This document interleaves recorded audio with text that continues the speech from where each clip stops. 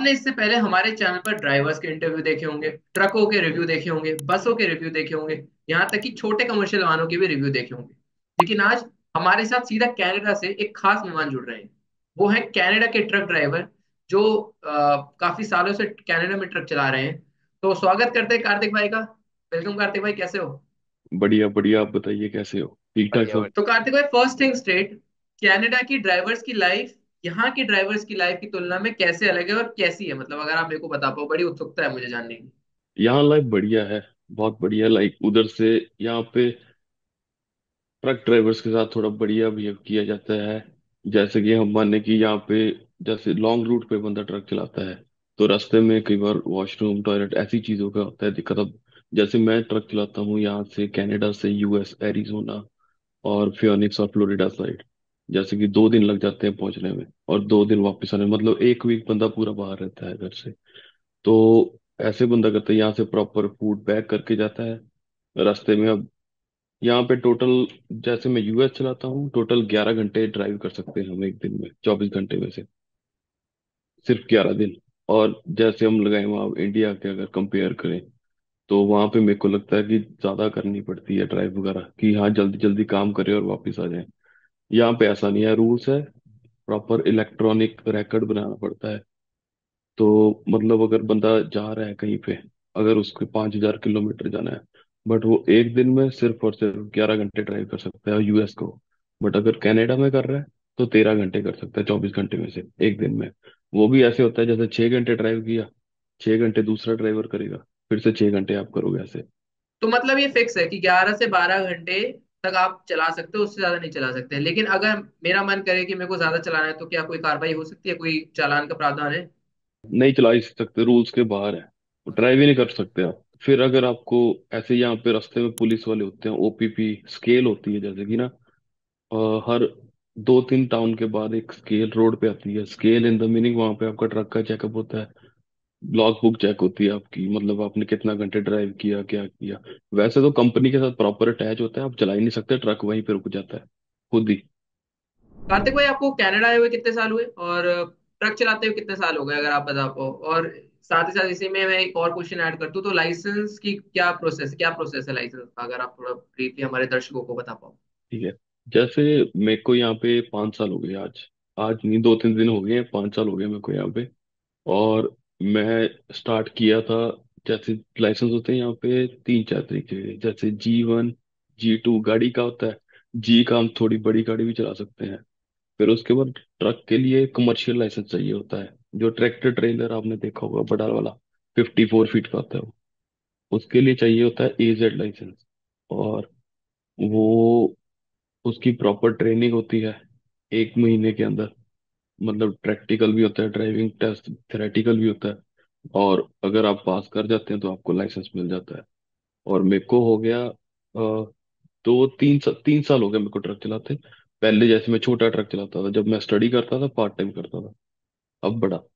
एक और चीज जो मैं जब रिसर्च कर रहा था इसके लिए, तो मैंने देखी है कि वहाँ इलेक्ट्रॉनिक लॉगबुक होती है। और अगर आप ट्रक खरीद लो तो फिर आप किसी भी कंपनी से एफिलिएशन कर सकते हो। ये कनाडा में रूल है क्या? जैसे ही अगर हम जैसे ट्रक लेते हैं, अगर जैसे कंपनी लगा लो नॉर्मल कंपनी का साथ हम अपना, हम एक ट्रक लिया ना, अगर हम ओनर ऑपरेटर बन जाते हैं, अगर खुद ट्रक चलाना है तो कंपनी के पास, तो जो रूल्स रेगुलेशन सारे वो कंपनी की जो है वो हम करेंगे। बट जो इलेक्ट्रॉनिक और लॉगबुक वाली बात है वो गवर्नमेंट के रूल्स है, वो करना ही पड़ेगा। वो कंपनी के नहीं, वो कंपनी को भी फॉलो करने पड़ते हैं सबको।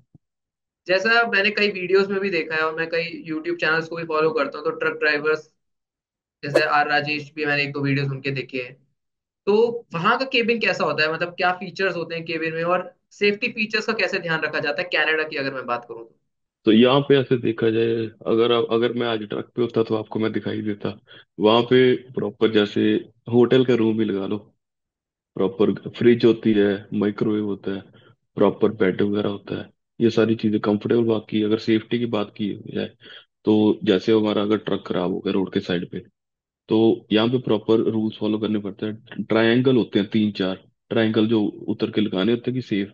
और जैसे ट्रक में फायर एक्सटिंग्विशर होता है, बटन होता है एसओएस, कि अगर कोई दिक्कत है दबाओगे तो पुलिस कॉल कर देती साथ ही साथ 1-2 मिनट के अंदर अंदर। तो कार्तिक भाई मैं आपसे सवाल पूछने जा रहा हूँ। अब आप मान लो एक दिन के लिए आपको एक पावर दे दी है मैंने कि आप कुछ बदलना चाहते हो, तो इंडिया में क्या ऐसी चीज है जो आप बदलना चाहते हो? क्योंकि हम जानते हैं कि थोड़ी सड़कें यहाँ पे बदहाल हैं, ड्राइविंग आवर्स फिक्स नहीं है ड्राइवरों के, तो अगर आपको पावर दी जाए तो आप क्या बदलना चाहोगे इंडिया में? मेरे हिसाब से तो ये होना चाहिए कि आर्स वगैरह जैसे यहाँ पे 11-12 घंटे, तो वहां भी होना चाहिए कि प्रॉपर रेस्ट वगैरह मिलनी चाहिए बंदे को।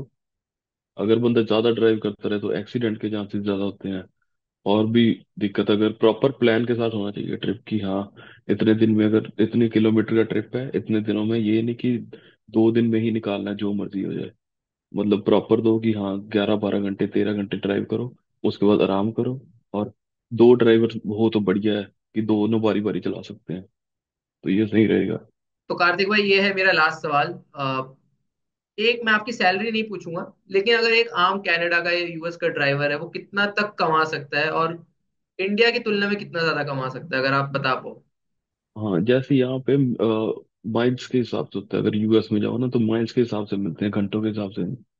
घंटों के हिसाब से जो बंदा लोकल चला रहा है, जैसे सुबह 4 बजे शुरू किया, शाम को 5-6 बजे तक आ गया, उसको घंटे के हिसाब से मिलते हैं। और जो दूर जाता है लॉन्ग हॉल पे, वो माइल्स के हिसाब से मिलते हैं। जैसे आजकल की हम वैसे नॉर्मल वेज लगा लेते हैं एक बंदे की, अगर सिंगल चला रहा है तो 60 सेंट है नॉर्मल वेज। और वही अगर बंदा 5,000 किलोमीटर निकाल रहा है एक एक ट्रिप के 6-6 हजार, तो अगर एवरेज सैलरी बन जाती है, अगर बंदा यूएस चलाता है 8,000-9,000 डॉलर, इतना बन जाता है। तो कार्तिक भाई से मैं काफी सालों पहले मिला था, और आज इतने सालों बाद सीधा जूम मीटिंग के थ्रू मेरी बातचीत हो रही है। मुझे पता है ये वीडियो हिट जाने वाली है, और मैं उम्मीद करता हूँ कार्तिक भाई भी अगले कुछ वीडियोस में आएंगे और बढ़िया बातें बताएंगे, और कनाडा के बारे में बताएंगे, और वहाँ का क्या ट्रकिंग इंडस्ट्री का क्या हाल है उसके बारे में भी बताएंगे। तो कार्तिक भाई, थैंक यू सो मच, आपने अपना समय निकाला इस इंटरव्यू के लिए। थैंक यू फैज भाई, आपको भी बहुत बढ़िया लगा आपसे इतने टाइम बाद मिलते। और ऐसे ही वीडियोस के लिए 91 ट्रक्स को फॉलो करें इंस्टाग्राम पर, और यूट्यूब चैनल को सब्सक्राइब करें। Thank you.